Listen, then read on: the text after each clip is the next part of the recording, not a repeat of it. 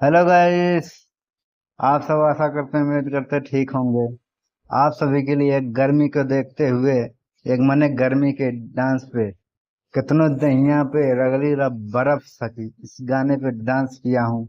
आप सब इस डांस को गाने को सपोर्ट करें, मुझको भी सपोर्ट करें। अगर आप सब नए हैं तो मेरे डांस चैनल को प्लीज सब्सक्राइब करें, बेल आइकन को भी दबाएं।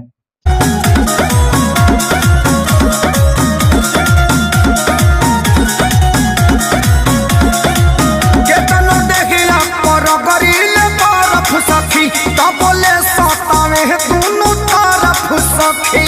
अब का करी हो ए हो। केतनो देखिया पर गरिले बरफ सखी बोले सतावे दुनु तरफ सखी। सुनना हो दे हटते हमें तो दर्द करता छूटता पसीना भी विरोध करता। हाय हाय रे गरमिया होद करता। हाय हाय गरमिया होद करता।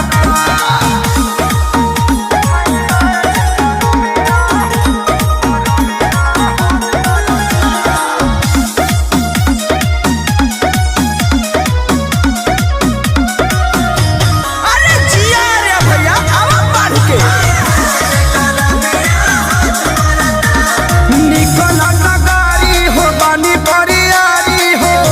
पुरुहा बेयारी न बोहे झाकी दुआरी हो।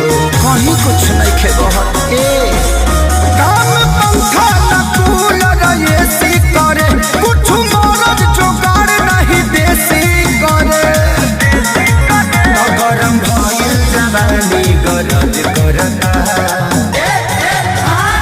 छुटता पसीना भी विरोध करता। हाय हाय रे गरमिया हद करता। हाय हाय रे गरमिया हद करता।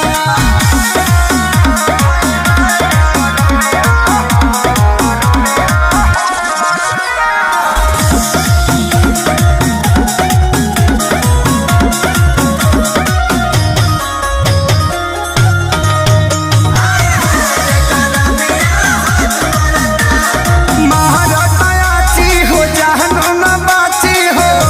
सुखी जवानी के हरियर गाछी हो। आग देसले बहो दिया भुक भुकात बावे बूते के हो। मन करे न खेसारी संगे सूते के हो। आदर्श अखिलेश तारे सरहद करता छूटता पसीना भी विरोध करता। हाय हाय रे गरमिया होद करता। हाय हाय रे गरमिया होद करता। एक बार प्रेम से बोला गर्मी महाराज की। आशा करते हैं आप सभी को मेरी डांस वीडियो बहुत अच्छी लगी होगी।